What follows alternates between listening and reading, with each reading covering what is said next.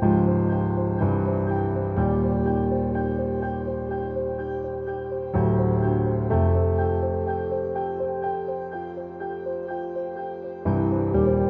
everybody, welcome back to my A24 Horror Journey. I'm Chris, thanks for stopping by and watching the video today. Today we're going to be discussing Robert Eggers' second film, The Lighthouse. And of course, wouldn't you know it, the day that I went to watch, or the week I went to watch this, they announced that 4K deluxe edition of The Lighthouse. Of course, it's not out yet, so I couldn't get it to watch it before this video. I was already in pre-preparation for the video, and I have so many of these to do, and I am so behind on these videos that I could not wait. Contrasted, the Midsommar one I do have, and I will be watching the director's cut and the regular version to kind of see if there's anything that I want to discuss in that film when we get there.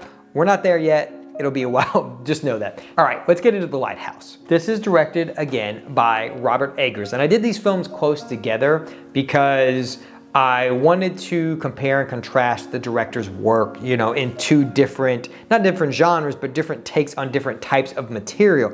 I really like The Witch, you know, because it is stuff that I'm into. I like that old world versus religion versus the devil. There's a lot going on there that I'm already into, and so it was a lower hurdle for me to have to jump over to enjoy that film. And then I really just liked Anya Taylor-Joy in it. I liked a lot of aesthetically what was going on with it. It's a very simple movie. You can understand the premise, and so you can follow that narrative throughout the film. Even though there is some level of like ambiguity of what's going on, you can still follow the film in a narrative sense. This film, however, is very contrasted to that, where it has a very incoherent narrative, and you are left to kind of your own device to figure out what is real, what is not real, and what is actually happening in the film. That's not necessarily a bad thing, but we'll get into that in a few minutes. So let's get into these characters. Robert Pattinson and Willem Dafoe give incredible performances in this film, and I think that's what kind of kept me engaged throughout the film, even when the narrative does kind of nosedive in the second half for me personally. And that's the question I always ask myself after these A24 movies, because they're not my cup of tea. I like slow burn movies, you know, like House of the Devil, stuff like that. But these movies are this like artsy thing that I think is trying to be something different. And so I don't typically like this style of movie. And I know last year I covered a lot of those movies, and it was a mixed bag. You know, I'm trying to get back to the things that I really love, you know, weird, obscure slashers. So this has contrasted that, and that's why I was interested in covering all of these films, because I want to see what is out there that is contrasted to the slashers that I love. So I liked this thing, but you know, all those other weird movies that are on the periphery of this, I don't know, they're fine. But overall, I think this movie's pretty good. I like the stuff that it's going for. I like what we're trying to do. The execution, however, I think is kind of middling, especially in the second half, where I think it kind of falls off the rails, and I'm just like, I don't know what's happening, and I don't know that I like that. I know that's the point of this movie, is that these people are slowly losing their minds, and that's kind of the tale that it's loosely based off of, which is the smallest lighthouse tragedy that happened in Wales with the two men. One of them had a freak accident and died. The other one was worried that he was gonna get kind of, you know, accused of murder and prosecuted for that, so he stuck him outside. This was the logic here. If I throw him in the sea, I might get accused of murder, but if I just make a makeshift cabin, you know, and put it outside of the lighthouse and just throw his dead body there with him waving, you know, nobody will know any different, and nobody will think a thing, you know, it'll be fine. And then he lost his mind. So that is interesting, and kind of taking that loose narrative and kind of making a film and expanding upon that. But does it work the whole time? No. But the performances are great. The beginning of the film is interesting because we've got our two characters. They don't know anything about each other. They're slowly trying to get accustomed to each other and accustomed to like the lighthouse, especially Robert Pattinson, whereas Willem Dafoe has already been here before, and he is the keeper of this lighthouse. And so he keeps getting these apprentices, and you're like, okay, what happened to the last guy?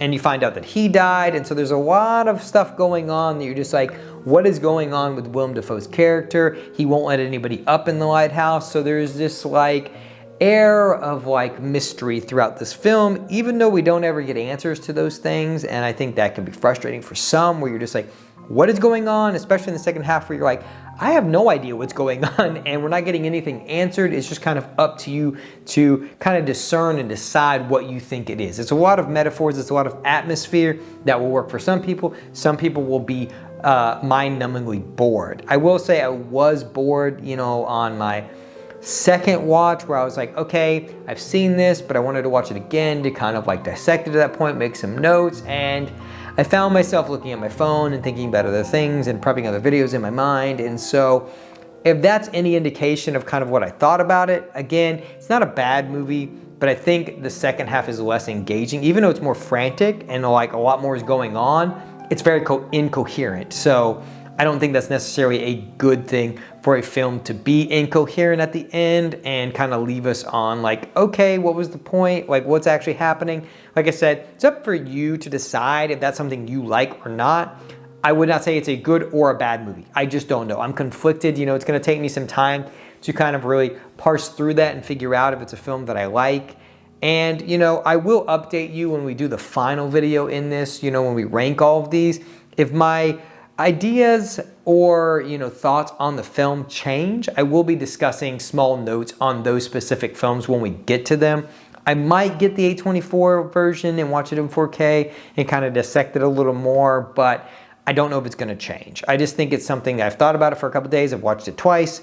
I think I got my overall feelings, but maybe in contrasted with all the films that I'm going to watch, is it better or worse? I don't know yet. That's the thing. This is why this is an interesting thing for me to do. These are not films I typically would watch.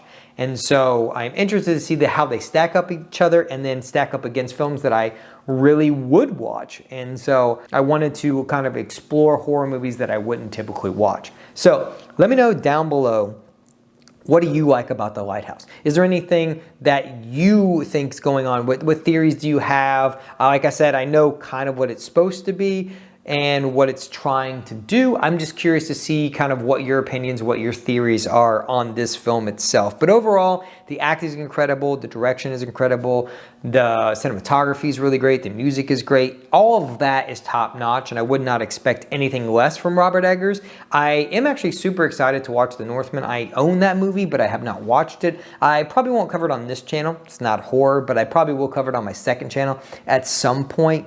Maybe because I'm doing this, I think he's a good filmmaker, and so I kind of want to cover it at some point. I like that he picks these like very specific points in history and does films kind of surrounding that time period. It's super interesting, and nobody else is kind of doing what he's doing, and so I like that, and I respect him as a director for doing that. Does it make a good horror movie? Maybe not, but let's end this video.